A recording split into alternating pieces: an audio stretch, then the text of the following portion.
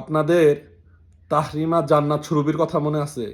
যে ৩২ নাম্বার যেদিন ভাঙ্গা হইল, যে ডানাকাটা পুরীর গানে মিউজিকে যে উলঙ্গ স্কুল ড্রেস পরা যে উলঙ্গ নৃত্য দিয়েছিল, যে আওয়ামী লীগের আওয়ামী লীগের বিরুদ্ধে যে প্রোগ্রামগুলা, সেখানে ছাত্রলীগ আওয়ামী লীগ শেখ হাসিনারে নিয়ে বাজে ভাষায় মন্তব্য করেছিল, তার কালকে রাতে সে অ্যারেস্ট হয়েছে টঙ্গী বাসা থেকে। তার একটা নিউজ আপনাদের দেখাই। আপনার কুত্তা লীগ যারা যারা আছেন, যেই ছাত্রলীগ থাকতে ছাত্র বলা যায় না, যে লীগের পোলাপানগুলো আছেন, আপনাদের জন্য বসে আসি। কোনো লীগের যদি আমার সাথে দেখা করার ইচ্ছা থাকে তাহলে চলে আসেন, আমি আসছি এখানে।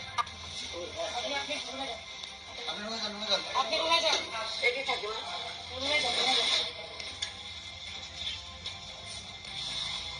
কি উনি উঠতেছে না কেন?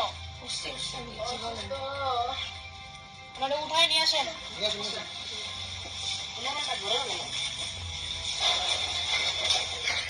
তারে কালকে রাত্রে তার টঙ্গী বাসা থেকে অ্যারেস্ট করছে। কেন অ্যারেস্ট করছে জানেন?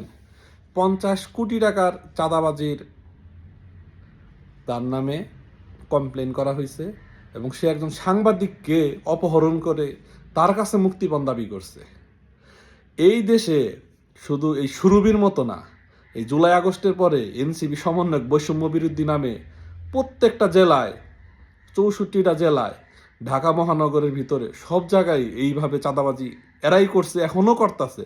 এবং আপনাদেরকে বলে রাখি যে এই জুলাই আগস্টে যারা দেশ ধ্বংস করছে এই এনসিপি ছাত্র জনতা নামে, সবার কপালেই দুঃখ আছে।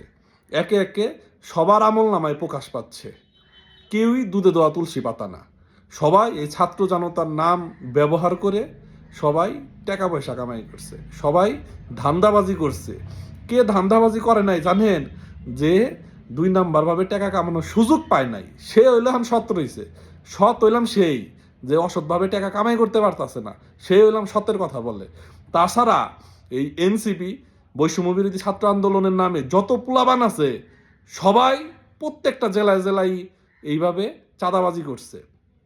আস্তে আস্তে কেউই রক্ষা পাবে না, কেউ রক্ষা পাবে না। প্রত্যেকটা দেশ ধ্বংসকারী, প্রত্যেকটা ছাত্র জনতার নামে যে পোলাপানগুলো অংশগ্রহণ করছিল, আস্তে আস্তে সবারই বিচার হবে, সবাই আইনের কাছে ধরা খাবে, সবাই।